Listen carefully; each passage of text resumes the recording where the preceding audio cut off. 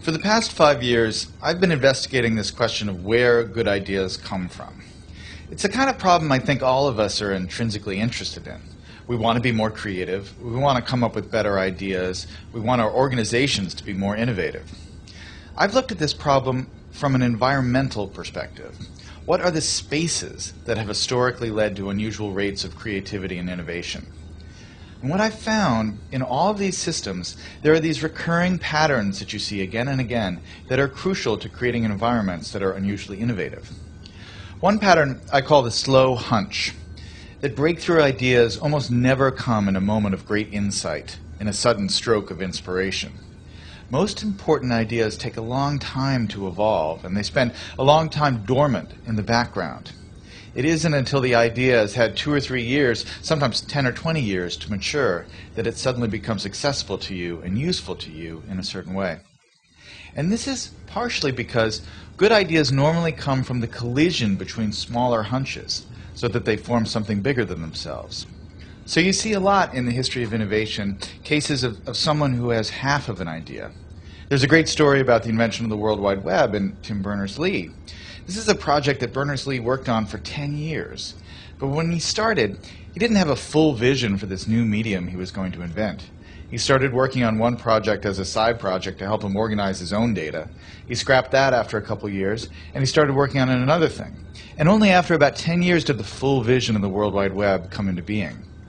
That is, more often than not, how ideas happen. They need time to incubate, and they spend a lot of time in this partial hunch form. The other thing that's important when you think about ideas this way is that when ideas take form in this hunch state, they need to collide with other hunches. Oftentimes, the thing that turns a hunch into a real breakthrough is another hunch that's lurking in somebody else's mind. And you have to figure out a way to create systems that allow those hunches to come together and turn into something bigger than the sum of their parts.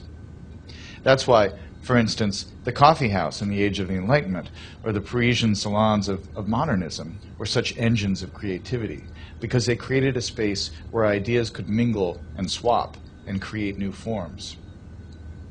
When you look at the problem of innovation from this perspective, it sheds a lot of important light on the debate we've been having recently about what the internet is doing to our brains.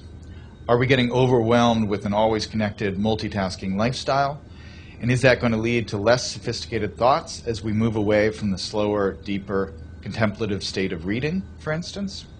Obviously, I'm a big fan of reading. But I think it's important to remember that the great driver of scientific innovation and technological innovation has been the historic increase in connectivity, in our ability to reach out and exchange ideas with other people, and to borrow other people's hunches and combine them with our hunches and turn them into something new. That really has, I think, been, more than anything else, the primary engine of creativity and innovation over the last 600 or 700 years.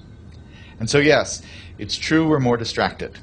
But what has happened that is really miraculous and marvelous over the last 15 years is that we have so many new ways to connect and so many new ways to reach out and find other people who have that missing piece that will complete the idea we're working on, or to stumble serendipitously across some amazing new piece of information that we can use to build and improve our own ideas.